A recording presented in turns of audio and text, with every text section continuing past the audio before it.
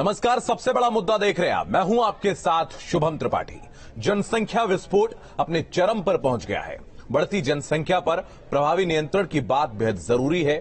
बढ़ती जनसंख्या के साथ साथ संतुलन को लेकर सीएम योगी आदित्यनाथ ने आज अपनी चिंता जाहिर की है। उनकी शंका भी लाजमी है क्योंकि एक वर्ग जनसंख्या को प्रभावी तरीके से कंट्रोल कर रहा है, जबकि दूसरे वर्ग की तरफ से लगातार इसको लेकर कोई खास तवज्जो नहीं मिल रही है। इसी को लेकर सीएम योगी ने धार्मिक जनसंख्या असंतुलन का मुद्दा भी उठाया, जिस पर बहस छिड़ गई है। ऐसे में लगातार सवाल खड़े हो रहे हैं कि किस वर्ग की आबादी बढ़ने से अराजकता होने वाली है। पॉपुलेशन कंट्रोल का आखिर योगी मॉडल क्या है? जनसंख्या पर कब होगा प्रभावी नियंत्रण? और क्या जनसंख्या असंतुलन पर सीएम की शंका सही है? क्या जनसंख्या नियंत्रण पर कोई कानून की जरूरत है, कड़े कानून की जरूरत है? ये वो तमाम सवाल हैं जो लोगों के जहन में उठ रहे हैं। इन तमाम सवालों के हम जवाब तलाशेंगे, लेकिन उससे पहले ये रिपोर्ट देखिए।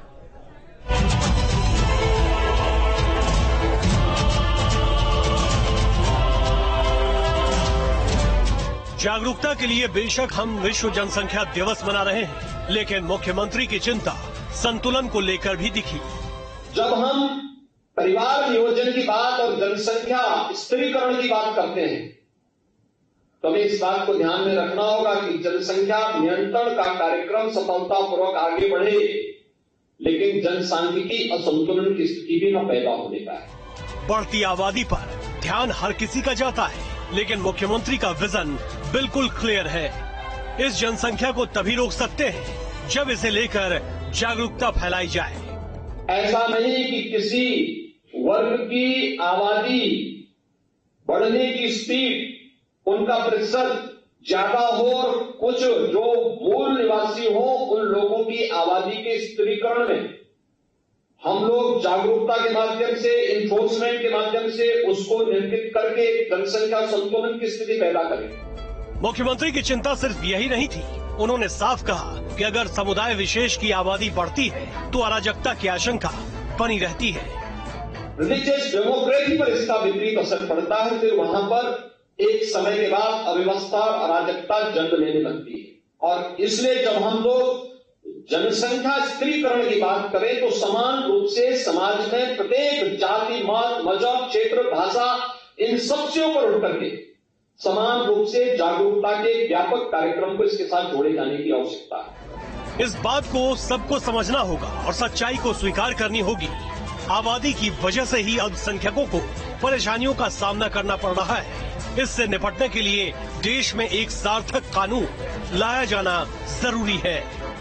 आलोक पांडे, न्यूज स्टेट, लखनऊ। तो इस रिपोर्ट के जरिए आप विषय को अच्छी तरीके से समझ गए होंगे कि कैसे जनसंख्या नियंत्रण अब बेहद जरूरी होता चला जा रहा है। हमारे साथ जो खास मेहमान जुड़ रहे हैं उनका परिचय आपसे करवाते हैं। महंत राजू दास हमारे साथ जुड़ रहे हैं, हिंदू धर्मगुरु हैं, और हमारे साथ हाफिज नूर अहमद अजहरी मुस्लिम धर्मगुरु हैं। अशोक पांडे बीजेपी के प्रवक्ता हमारे साथ जुड़ रहे हैं। आप सभी का बहुत स्वागत है। सबसे पहले मैं राजूदास जी आपके पास आऊंगा। सवाल आपसे यही है, जनसंख्या नियंत्रण को लेकर लगातार बड़े बड़े मंचों से बातें होती हैं, लेकिन अब तक कोई प्रभावी कदम इसको लेकर नहीं उठाए गए हैं। आज सीएम ने भी इसको लेकर चिंता जाहिर की है। नहीं, ये बहुत ही गंभीर विषय है और ये जिस प्रकार से विस्फोटक जनसंख्या समाज के लिए, राष्ट्र के लिए और हर एक प्राकृतिक संसाधन के लिए खतरनाक है। आप देखिए कि अभी ज्यादा दूर मत जाइए, कोरोना काल में आप देखिए कि जिस प्रकार से हॉस्पिटल में बेड के लिए तरसना पड़ गया, ऑक्सीजन के लिए तरसना पड़ गया, इतनी अव्यवस्था हुई, इतनी समस्याएं हुई जिसका जवाब नहीं। हम लोग मंचों से चिल्लाया करते हैं, कहा करते हैं, लेकिन सही आपने कहा, अभी सरकार ने अभी तक इस पर कोई कड़ा कदम नहीं उठाया, ठोस निर्णय नहीं लिया है। और इस पे सख्त से सख्त, जल्द से जल्द कोई कानून बनना चाहिए, और कानून भी ऐसा बनना चाहिए जिससे इस पर रोक लग सके। जो भी जनसंख्या, इसमें जाति पात पंथ मजहब तो देखना चाहिए, चाहे हिंदू हो, चाहे मुसलमान हो, सिख हो, चाहे ईसाई हो। जनसंख्या नियोजन सबके लिए बहुत जरूरी है और इसमें अगर धर्म से जोड़ा जाए तो ये अच्छी बात नहीं है।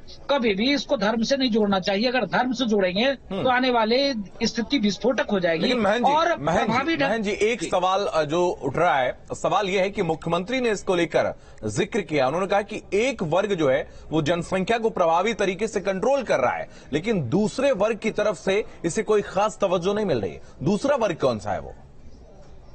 मैं खुल के बता रहा हूँ, दूसरा वर्ग मुस्लिम पक्ष है। आप बताओ, हिंदू मुश्किल से एक शादी करता है, 2 बच्चे से ज्यादा करना नहीं चाहता, बताता है जमीन खरीद लो, मकान बना लो, तभी योजना बनाता है।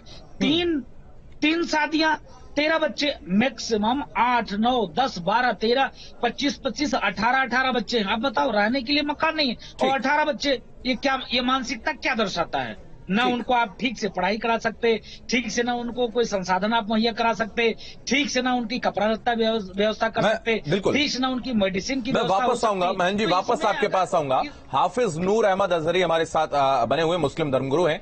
हाफिज साहब, आपके पास आऊंगा। सवाल यह कि दूसरे वर्ग का जिक्र मुख्यमंत्री ने किया, उस दूसरा वर्ग जो है वो मुस्लिम है, ऐसा राजू दास जी कह रहे हैं।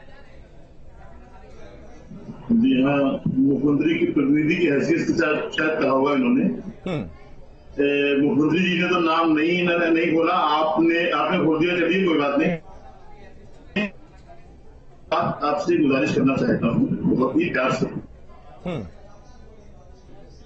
भाई ने जो ये बात, बच्चे या 13 बच्चे या 25 बच्चे, भारत में कितने फीसद मुसलमानों ने 3 शादियां की हैं? बताएंगे क्या भाई को? मालूम है, ये जानकारी है जी? या भारत में रहने वाले मुसलमानों, कितने फीसद मुसलमानों के बच्चे मतलब 5 से भी ज्यादा हैं, 4 से भी ज्यादा है? बताएं। हम भी चाहते हैं कि जनसंख्या नियंत्रण हो, हम इसके मुखालिफ नहीं हैं, लेकिन ये सिर्फ नारे लगाए जाएंगे और इस पर सिर्फ मुसलमानों को निशाना बनाया जाएगा। ये कब तक होगा, ये हमें आप बता दें।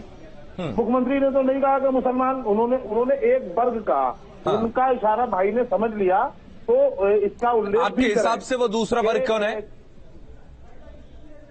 जी? आपके हिसाब से वो दूसरा वर्ग कौन है? मैं इसमें कुछ नहीं कर सकता। मुख्यमंत्री जी ने इशारा किया है और भाई ने उसको खोल दिया है। हो सकता हम ही हो, लेकिन दबी जुबान आप भी स्वीकार कर रहे हैं, दबी जुबान आप भी स्वीकार कर रहे हैं। पूरी जिम्मेदारी के साथ आपसे ये बात कहना चाहते हैं, जो भाई ने अभी आरोप लगाए कि 3 शादियां कर रहा है मुसलमान या 13 बच्चे पैदा कर रहा है, इस तरह की बातें नहीं है। ये सब समाज में, सभी समुदाय में इस तरह के हालात हैं। जो गांव में रहने वाला जो गरीब तबका है, वो हिंदू समाज में भी, मुस्लिम समाज में भी 6-6, 7-7, 8-8 बच्चे कर रहा है पैदा। मुसलमानों पे ही आरोप लगाना, ये आरोप भी है और इल्जाम है। नहीं, एक बात तो आपको मानना पड़ेगा, आप आंकड़ों को अगर देख लें तो जनसंख्या वृद्धि तो हुई है, आपके समाज की भी जनसंख्या वृद्धि हुई है और बड़े पैमाने पर हुई है, लगातार हो रही है। हालांकि अभी जनगणना जो अभी ताजा आंकड़े उसके नहीं आए हैं, लेकिन वृद्धि तो हुई, आप मानते हैं? नहीं, जनसंख्या वृद्धि हुई है।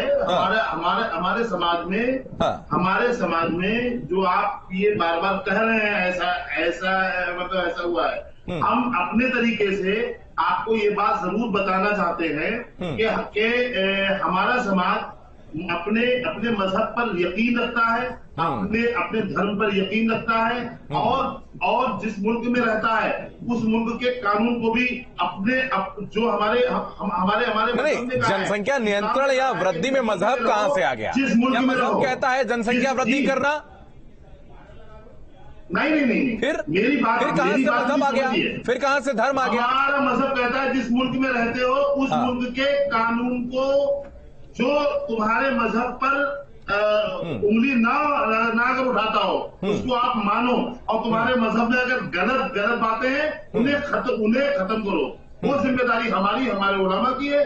इसमें कोई दोहराए नहीं कि हमारे उलमा कलाम नहीं, मजहब में 3 तलाक है, मजहब में 3 तलाक है, उसको लेकर कानून बना है, उसका भी विरोध किया गया है। तीन तलाक हमारे मजहब में दखल अंदाजी है। 3 तलाक का कानून बना आपने बनाया है। आपने एक तरफ आप संविधान की बात करते हैं, एक तरफ आप कानून की दुहाई देते हैं, और दूसरी तरफ आप कहते हैं कि जो हमारे हिसाब से ठीक होगा उसको हम स्वीकारेंगे, जो नहीं होगा उसको नहीं स्वीकारेंगे। हमारे मजहब में 5 वक्त की नमाज फर्ज है, और आप कहें आप कानून बना दे कि 4 वक्त की नमाज पढ़ो। इबादत करने से कोई किसी को नहीं रोकता है, इबादत करने से कोई किसी को नहीं रोकता है। अभिव्यक्ति की स्वतंत्रता हर किसी व्यक्ति को है। ठीक है, वापस आपके पास आएंगे। हमारे साथ बीजेपी से इस वक्त जो प्रवक्ता जुड़ रहे हैं, उनका नाम अशोक पांडे है। अशोक जी, मैं आपके पास आऊंगा। सवाल यही है कि जिस तरीके से आज मुख्यमंत्री ने जिक्र किया और उसके बाद यह बहस और तेज होती चली जा रही है, जनसंख्या नियंत्रण को लेकर प्रभावी कदम आज तक नहीं उठाए गए हैं, और जो बातें की जाती कि चुनाव नहीं लड़ सकते जिसके 2 से ज्यादा बच्चे होंगे, या तमाम कितने लोगों को चुनाव लड़ना होता है? देखिए, आपको बता दें कि निश्चित तौर पे आज पूरे विश्व में या भारत में सबसे बड़ी विस्फोटक सवाल सबसे बड़ा जनसंख्या का ही। जिस तरह से जनसंख्या अनियंत्रित हो रही है, निश्चित तौर पे असंतुलन की बात हमारे मुख्यमंत्री जी ने कहा, ये सही बात है कि इस मुल्क के अंदर निश्चित तौर पे हिंदू, मुसलमान, सिख, पठान को धर्म और राजनीति से ऊपर उठ के इस समय भारत माता के बारे में, हिंदुस्तान बनाने के बारे में सोचना होगा। उसमें सबसे बड़ी खतरनाक मोड़ ये जनसंख्या है। जनसंख्या पर नियंत्रण लगेगी तो निश्चित तौर पे रोटी रोजी से रोजगार सारी व्यवस्था हिंदुस्तान के अंदर होगी। अभी कोरोना संक्रमण काल में आपने देखा था कि 80 करोड़ भारत को, गरीब भारत को प्रधानमंत्री जी ने यानी यहाँ की सरकार ने मुफ्त राशन दिया, लेकिन जब असंतुलन होगा, जब जनसंख्या वृद्धि होगी तो निश्चित तौर पे विस्फोट होगा। असंतुलन की जहां तक बात है, मेरा ये मानना है हिंदू मुस्लिम ये तो बताइए ना, से ऊपर उठ के सोचना होगा। अशोक जी बिल्कुल सोचना चाहिए। यहाँ पर धर्म आना ही नहीं चाहिए, खींच के लाया जाता है धर्म यहाँ पर। आखिर क्या उसके लिए प्रभावी कदम उठाए जाए, ये तो समझाइए ना। देखिए आपको बता दें कि हम हिंदू मुसलमान को पहली बात तो इससे ऊपर उठ के खुद सोचना होगा। हमारे यहाँ हिंदू धर्म में 1 लाख पूत, 1.25 लाख नाती थे, लेकिन आज आपने ये बात कह दी कि हिंदू मुसलमान को धर्म से ऊपर उठ के सोचना चाहिए। हम भी ये कह रहे हैं, हर कोई कह रहा है अशोक जी कि धर्म के चश्मे से इसको नहीं देखना चाहिए, बल्कि जनसंख्या नियंत्रण करना चाहिए। लेकिन अशोक जी, हम कानून लाएंगे। ठीक है अशोक जी, मुख्यमंत्री कह रहे हैं कि एक वर्ग तो मानता है, एक इसको बिल्कुल ब्रह्म वाक्य की तरह अपनाता है, और दूसरा बिल्कुल इसकी धज्जियां उड़ा देता है, बिल्कुल जनसंख्या नियंत्रण करना ही नहीं। कौन सा वो वर्ग है, ये भी तो बताइए।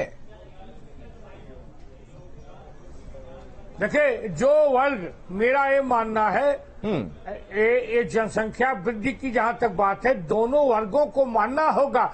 मुस्लिम भाइयों को भी अब समझना होगा, समझाना होगा कि धर्म और राजनीति से ऊपर राष्ट्र हित है। अब उनको भी निश्चित तौर पे जनसंख्या नियंत्रण पे आना होगा। आप स्वीकार रहे हैं कि दूसरा वर्ग मुस्लिम वर्ग है, ये आपका कहना है, तो सीधे सीधे क्यों नहीं बोलते हैं? सीधे सीधे बोलना चाहिए आपको। चलिए वापस आपके पास आएंगे। हमारे साथ इस वक्त समाजवादी पार्टी के प्रवक्ता, बिल्कुल मैं आऊंगा अशोक जी, बाद में आऊंगा, भुवन जोशी जी इस वक्त जुड़ गए हैं। भुवन जी, आपका स्वागत है, देर से आप जुड़े हैं। आज ये मुद्दा बेहद ज्वलंत मुद्दा है, इसको लेकर तमाम बातें हुई हैं, तमाम डिबेट्स भी हुई हैं, लेकिन इसका कोई स्थायी कदम इसको लेकर आज तक नहीं उठाया।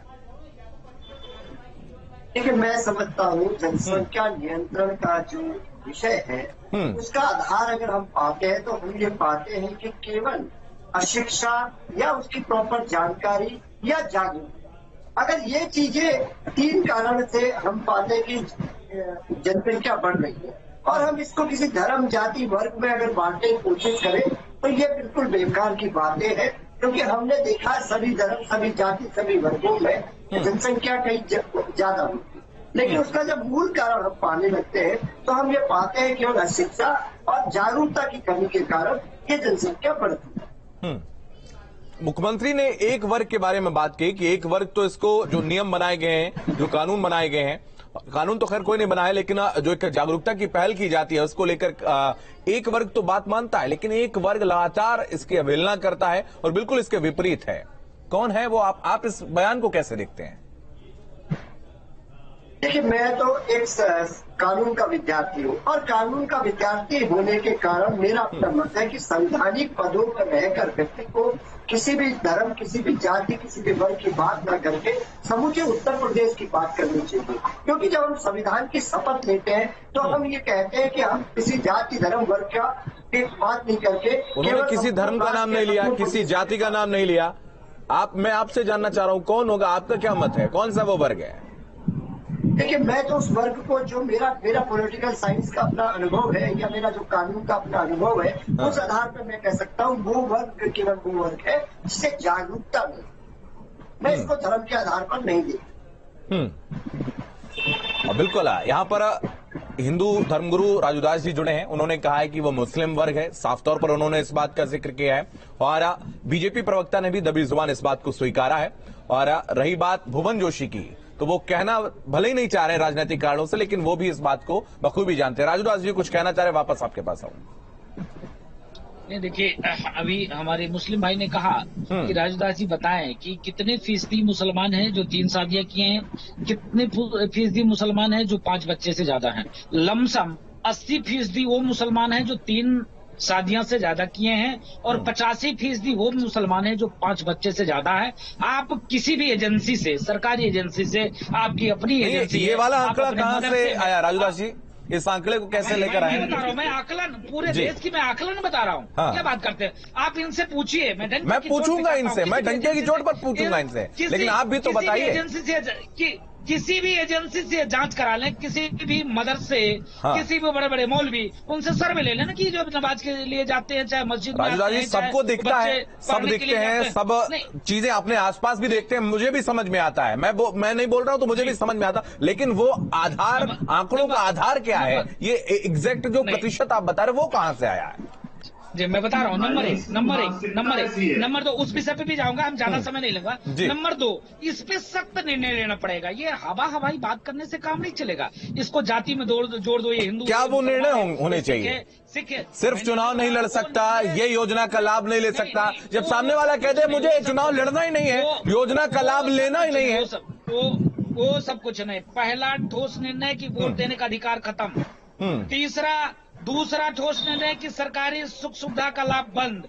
तीसरा ठोस निर्णय कि सरकार के किसी भी सरकारी एजेंसी में नौकरी नहीं। देखिए, अभी राइट टाइम हो जाएंगे, सबके सब ठीक हो जाएंगे। इसमें जाति पात, पंथ, मजहब किसी भी प्रकार की राजनीति होगा। और तीसरी बात आपने कहा कि ये कहां से आपने कह दिया कि 80% वो लोग हैं और 20% 80% जो है वो 3 शादियां से ज्यादा किया है और आपको और 85% वो है जो 5 बच्चे से ज्यादा। ठीक है, देखिए, देश धर्म के ठीक है, ये बड़ी बातें आपने बताई हैं। और चूंकि मुख्यमंत्री से आप मिलते रहते हैं, मुख्यमंत्री हनुमानगढ़ी का दर्शन करने हमेशा आते हैं, उनको सुझाव ये दीजिएगा आप जो है। और इस वक्त बीजेपी प्रवक्ता अशोक पांडे हमारे साथ बने हैं। अशोक जी, आपके पास आएंगे। जो बिंदुओं का मूल्यांकन यहां पर किया है, कोई दंडात्मक प्रावधान अगर नहीं होगा तो आखिर कैसे जनसंख्या संतुलन होगा? देखिए, जनसंख्या नियंत्रण पे जब कानून बनेगा तो निश्चित तौर पे जो तबका उन मानदंडों को पूरा नहीं करेगा, निश्चित तौर पे उसके खिलाफ कार्रवाई होगी। निश्चित तौर पे हिंदू होगा, मुस्लिम होगा, सिख होगा, पठान होगा, निश्चित तौर पे कानून सबके लिए बराबर होगा। क्योंकि जनसंख्या नियंत्रण सबसे महत्वपूर्ण चीज है। नहीं होगा तो विस्फोट हो जाएगा, हिंदुस्तान में खाने के लाले पड़ जाएंगे। इस बात को चाहे हिंदू हो चाहे मुस्लिम हो, मुस्लिम भाइयों को धर्म से ऊपर उठ के धर्म में बच्चे पैदा करना नहीं लिखा है। मेरा ये मानना है सबसे बड़ी चीज राष्ट्रहित है। राष्ट्रहित को सोचना होगा। जाएगा वो राष्ट्रहित कब सोचा जाएगा, कब निर्णय लिया जाएगा? या फिर डिबेट्स में बातें करी जाएंगी, मंचों से भाषण दिए जाएंगे और जो आपका घोषणा पत्र रहता है उसका एक बिंदु बनकर ये रह जाएगा? सर बिल्कुल नहीं। जनसंख्या नियंत्रण पर बहस शुरू हुई है। प्रधानमंत्री जी से लेके मुख्यमंत्री जी ने सभी ने चिंता जाहिर की है। निश्चित तौर पे इस पे कानून बनेगा, इसमें कोई दो राय नहीं है। बिल्कुल। मैं आपके पास वापस आऊंगा। हाफिज नूर अहमद अजहरी हमारे साथ बने। हाफिज नूर अहमद, आपके पास आऊंगा। लगातार इसको लेकर एक बड़ी बहस जो है वो सामने आ रही है। खुद प्रधानमंत्री ने इसका जिक्र किया, लाल किले की प्राचीर से किया, और वहां पर भी उन्होंने जनसंख्या नियंत्रण की बात की, लेकिन आज तक इसका कोई स्थायी हल नहीं निकल सका है। आपके हिसाब से क्या वो बिंदु होने चाहिए? राजू दास के जो बिंदु हैं, जो वो कह रहे हैं कि इस आधार पर जनसंख्या नियंत्रण के कदम उठाए जाने चाहिए, आप सहमत हैं? जनसंख्या नियंत्रण के लिए पहले तो ये जो भाई ने, हमारे महंत जी ने, बड़े भाई हमारे बैठे हैं, मैं इनसे कहूंगा ये आप जो आंकड़े लाए हैं 80% के, आप मेरे सवाल का जवाब दे दीजिए। आंकड़ों को लेकर मैंने बात कर ली है उनसे। मतलब ये 3 शादियों वाली बात, इसका मैं खंडन करता हूँ पूरी जिम्मेदारी के साथ। दूसरी बात, मैं ये आपको बताना चाहता हूँ, एक नारा है जो आवाम में मशहूर है, गांव-गांव लोगों के जहन और दिमाग में है, दीवारों पे गलियों में लिखा हुआ भी रहता है कि बच्चे दो ही अच्छे, बच्चे दो ही अच्छे। ठीक है, इस नारे को अहमियत दी जाए। हाँ। और इस नारे के तहत नहीं, लेकिन कैसे मनवाए? लोग नहीं मानते हैं, कह रहा मुझे तो और 2 से ज्यादा बच्चे पैदा करने, क्या कर लेगा? सबसे अहम बात यह है, सबसे अहम बात यह है कि जिनके ये सिर्फ मुसलमानों की नहीं है, मुसलमानों पर तो थोपने की तो भारतीय जनता पार्टी की सरकार है। मुझे ये बताइए कि इसको इम्प्लीमेंट कैसे करवाया जाए? कोई कहते मुझे नहीं मानना है। आप मेरी बात सुन लीजिए, अब मेरे भाई मेरी बात सुन लीजिए, प्लीज मेरी बात सुन लीजिए। बिल्कुल, मैं ये कह रहा हूँ आपसे कि ये बात जो आपने अभी जो बोली है, उस पर आप ध्यान दें कि सिर्फ मुसलमानों पे थोपने से कोई काम होगा? अरे कौन थोप रहा है भाई? कौन थोप रहा है? कौन सा मुस्लिमों के लिए अलग से नियम बना दिया गया? कौन सा कानून बना दिया गया? 3 शादी किया है, बता दो आप। मैं तो बताया 80% मुस्लिम है, 3 शादी किए हैं। आप बता दो कितने हिंदू हैं 3 शादी किए हैं? जो हमारी माएं बहनें जो हमसे पैदा हुए हैं, आप उस पर आप ध्यान दें। लड़की होगी 1 2 3 4, तो लड़के के चक्कर में 8-8 बच्चे मतलब हो जाते हैं। इस पर ध्यान देना चाहिए, मतलब धार्मिक लोगों को भी और राजनीतिक लोगों को भी और हुकूमत के लोगों को आप इधर उधर की बात कर रहे हैं। सिर्फ छोटा सा मेरा सवाल है कि आखिर जनसंख्या नियंत्रण, जनसंख्या संतुलन कैसे इसको इम्प्लीमेंट करवाया जाए? कौन से उन बिंदुओं पर आगे सरकार बढ़कर बात करे? मैं आपको वही तो जा रहा हूं बताने कि जनसंख्या नियंत्रण के लिए जो कानून लाना चाह रहे हैं, उसको सार्वजनिक किया जाए, कानून बनाया जाए। कानून जिस तरीके से दीगर कानून बन गए, ये भी कानून जैसे ये एक बात कह दी गई कि कानून तो बहुत सारे बनाएंगे, सीए को लेकर भी बना, और भी कानून बना। रोड पर निकल आएंगे, फिर आप विरोध करेंगे, सार्वजनिक संपत्तियों को जलाएंगे। लोग लड़ते हैं, नहीं रोड पे तो नहीं आएंगे आप। चलिए ठीक है, बहुत धन्यवाद आप सभी का हमारे साथ जुड़ने के लिए। सवाल यह है कि जनसंख्या नियंत्रण की बात होती है, लाल किले से लेकर सड़क तक बातें होती हैं, तमाम डिबेट्स में बात होती है, दुकानों में बात होती है, लेकिन आखिर जनसंख्या नियंत्रण हो कैसे, इसको कैसे इंप्लीमेंट करवाया जाए, ये एक बड़ा सवाल है। और इसको लेकर अब ये बहस और भी ज्यादा तेज होती चली जा रही है। इस खास कार्यक्रम में फिलहाल इतना ही। आप लगातार बने रहिए न्यूज़ स्टेट के साथ।